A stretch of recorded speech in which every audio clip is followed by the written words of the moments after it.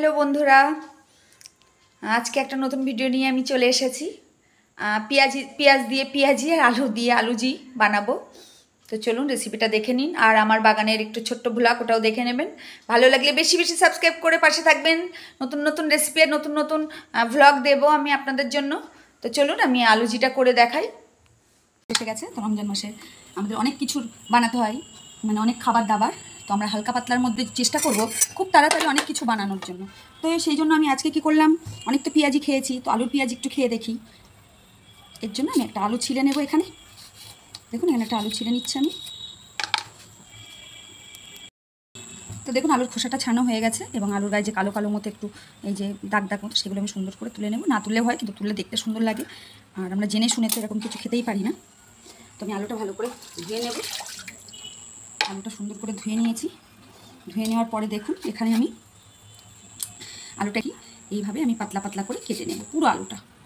ঠিক আছে, আপনারা চেষ্টা করবেন যাতে করে বটি দিয়েও যদি হয় তো আপনারা এরকম পাতলা পাতলা করে কেটে নেবেন। দেখুন কেমন পাতলা পাতলা করে কাটছি। পুরো আলুটা আমি এইভাবে পাতলা পাতলা করে কেটে নেব আর কেটে নেবেন। আর চেষ্টা করবেন এরকম লম্বা লম্বা করার। তো আপনারা বটি দিয়েও ট্রাই করতে পারেন। আমি বটি দিয়ে ট্রাই করে দেখেছি, পাতলা পাতলা হবে। তো এরকম লম্বা যত পারেন লম্বা, পুরো লম্বা আলু নেবেন, তাহলে দেখতে বেশি সুন্দর হবে। দেখুন এইভাবে পাতলা পাতলা করে আমি কেটে নিয়েছি। দেখতে পাচ্ছেন আমার হাত দেখা যাচ্ছে, এত পাতলা পাতলা করে আমি কেটেছি। একদম ঝিঝি ঝিঝি করে করে এইভাবে আপনারা পাতলা পাতলা করে কেটে নেবেন। নেওয়ার পরে আমি আপনাদের দেখাচ্ছি শুরু করে লম্বা লম্বা করে কেটে নেব। ঠিক আছে, একদম পাতলা পাতলা করে লম্বা লম্বা করে আমি কেটে নেব প্রত্যেকটা আলুর পিস।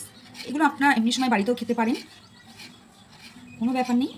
তো দেখুন একদম এইভাবে পাতলা পাতলা আর ঝিরি ঝিরি মতো করে আমি প্রত্যেকটা আলু কেটে নেব। তো দেখুন আমি আলুগুলো কুচিয়ে নিয়েছি সুন্দর করে। বুঝতে পারছেন কত লম্বা লম্বা আর পাতলা পাতলা। এই দেখুন যেমন লম্বা তেমন একদম পাতলা পাতলা আলু, খুব সুন্দর করে কুচিয়ে নিয়েছি। আপনারা এইভাবেই কুচিয়ে নেবেন। নেওয়ার পরে এটা আমি ভালো করে ধুয়ে নিয়েছি। আপনারা ধুয়ে নেবেন, ধুয়ে যেন একটু পানি না থাকে। তো এবারে আমি একটু পরিমাণ মতো লবণ, একটু জিরে মরিচের গুঁড়ো, একটু লঙ্কার গুঁড়ো ছড়িয়ে এটা আমি একটু ভালো করে মাখিয়ে নেব এইভাবে। দেখুন একটা আলু দিলে আপনারা অনেকটা বানাতে পারবেন। এখানে আমি 2 চামচ কর্নফ্লাওয়ার দিয়ে দিচ্ছি। এখানে আমি 2 চামচ কর্নফ্লাওয়ার এই জন্য দেবো, ক্রিস্পি হবে বেশি। ফ্লাওয়ার 1 চামচ দিয়ে দিলাম বেসন দিয়ে আমি এটা সুন্দর করে হাত দিয়ে মাখিয়ে নেব। তো দেখুন আমি সুন্দর করে এটা মাখিয়ে নিয়েছি। এবারে আমি অল্প করে করে এইভাবে হাত দিয়ে দিয়ে, যেন বেশি আপনার দলা করতে হবে না, হালকা করে এইভাবে আঠালো ভাব এমনিতে এইভাবে একটু হাত দিয়ে দিয়ে আপনি বসিয়ে দেবেন। এখানে আমি একটা চাটনি নিয়েছি, চাটনির সাদা তেল বসিয়ে নিয়েছি। এবারে আমি একটা একটা করে দিয়ে দেবো। তো দেখুন একটা একটা করে দিয়ে দিচ্ছি। এরকম ধরে একটু খাড়া খাড়া করে দিয়ে ভাজবেন, তাহলে এটা একটু উঁচু উঁচু শক্ত শক্ত হবে, ভালো হবে। আর একটু পানিটা কম, মানে আমার একটু লবণ দিয়ে একটু বেশি সময় রাখা ছিল বলে একটু নরম হচ্ছে। আপনারা একদম দেওয়ার সাথে সাথে, মাখানোর সাথে সাথে ভেজে নেবেন। তো দেখুন আমি ভাজতে দিচ্ছি অলরেডি। তো দেখুন আমি এটা চাটুই না ভেজে আপনারা যদি কড়াই ভাজেন তাহলে আরও খুব সুন্দর ক্রিস্পি হবে। মানে ক্রিস্পি হবে মানে ছাড়া ছাড়া হবে। আমি চাটুই ভাজি, কড়াই ভাজলে কী হবে, মানে চ্যাপটা হবে না, একটু গোল গোল হবে। তো দেখুন খাস্তা হবে পুরো। তো আমি ভেজে নিই, পুরো উল্টে দিলাম। ভাজা হয়ে গেছে দেখুন, একটা একটা করে আমি তুলে নেব। তো দেখুন আমি নামিয়ে নিয়েছি। তো আপনাদের সামনে আলুজি করে আমি আপনাদের দেখালাম। এটাকে আলুজি বলা হয়, পেঁয়াজি থেকে পেঁয়াজি, আলু থেকে আলুজি। তো আপনাদের আলুজিটা আমি করে দেখালাম। দেখুন কি সুন্দর, পুরো মাকড়সার জালের মতো, আর খুব সুন্দর ক্রিস্পি হয়েছে। আমি আপনাদের দেখাচ্ছি, দেখুন দেখতে পাচ্ছেন। সহজে, অনেকে পেঁয়াজ খায় না, আমাদের বাড়িতে পেঁয়াজ খায় না, আমাদের বাবু পেঁয়াজ খায় না, তো আমি ওর জন্য বিশেষ করে এটা বানিয়ে দিই। আর এটা খুব খেতেও সুন্দর, খাস্তাও খুব সুন্দর, আপনাদের কুড়মুড় করবে, আপনাদের ভালোও লাগবে, বাচ্চারা খুশি হয়ে খাবে। তো আমার আলুজিগুলো কেমন হয়েছে আপনারা বলবেন। এবং দেখুন পুরো কুচমুচে কড়মড়ে একদম, আর পুরো মুড়মুড়ে হয়েছে। তো আপনারা এই ধরনের রেসিপি পাওয়ার জন্য আমার ভিডিওটা সাবস্ক্রাইব করে পাশে থাকবেন। বেশি বেশি সাবস্ক্রাইব করুন। অনেক দিন থেকে খাচ্ছি আপনাদের জন্য, আপনাদের দেখানোর জন্য। বেশি বেশি সাবস্ক্রাইব করুন যেন চ্যানেলটা আমার বন্ধ না করতে হয়। 7 দিন পাশে থাকুন, আর রোজার মাসের ভিডিও আনার জন্য আপনার পাশে থাকবেন। আর আমার ব্লগগুলো, বাগানের ফল ফুল গাছগুলোও দেখে নিন। টাটা, ভালো থাকবেন।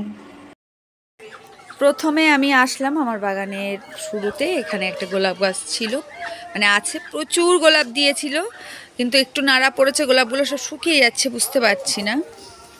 আরেকটা গাছ আমি আপনাদের আরেকটা গাছ দেখাচ্ছি, এখানে 2-3টে আছে। এটা কি বলুন তো, দেখুন ফল দেখুন, ফুল দেখুন। এটা হচ্ছে গোলাপ জাম। আর বছরে আমি এক জায়গা থেকে পার্কে থেকে ফিরে আসার সময় দুটো গোলাপ জাম কিনে নিয়ে এসেছিলাম একবার। তো সে দানা বসিয়ে দুটো গাছ হয়েছিল, একটা অন্য জায়গায় বসানো হয়েছে আর একটা এই যে। তো দেখুন প্রচুর হয়েছে, সবে এগুলো একটু মোটা মোটা হয়েছে দেখতে পাচ্ছেন। আপনাদের দেখাবো বড় বড় হলে। প্রচুর ফুল হয়েছে দেখুন, ফুলও হয়েছে, পুরো গাছে হয়েছে, পুরো গাছে ভরে গেছে।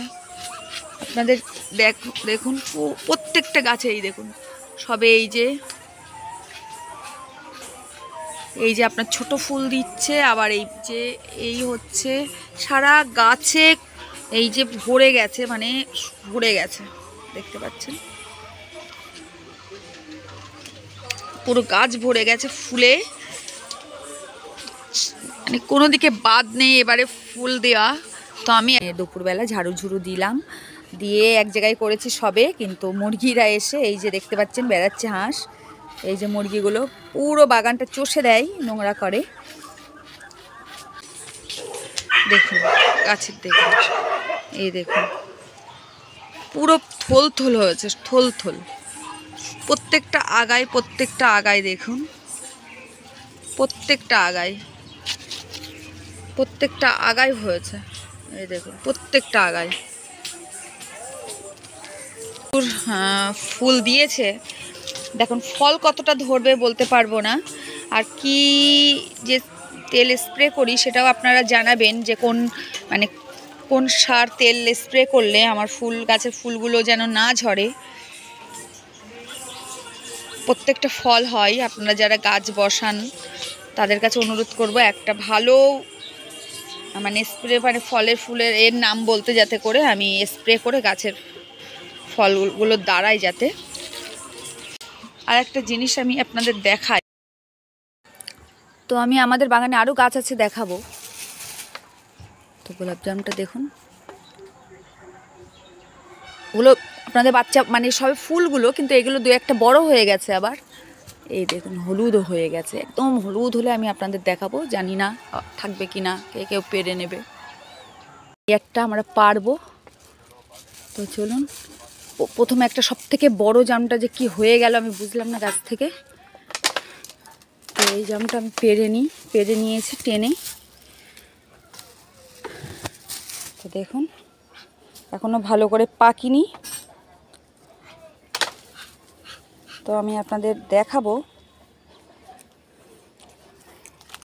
দেখুন আমাদের জামটা আমি ভেঙে আপনাদের দেখাচ্ছি, এই দেখুন এখনো ভালো করে পাকিনি, আমি আপনাদের জন্য পেরে আনলাম।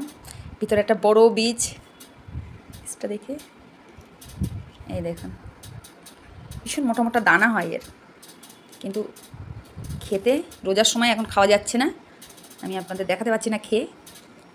এমনিতে খুব সুন্দর মিষ্টি হয়, খেতে খুব ভালো হয়।